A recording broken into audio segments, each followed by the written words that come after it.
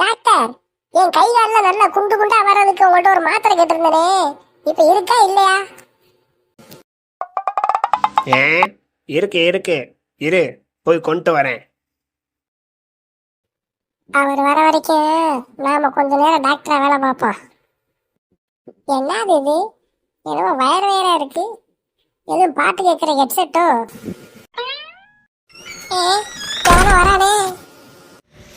Doctor, என்ன சாப்பிட்டாலும் வாந்தி வருது டாக்டர்.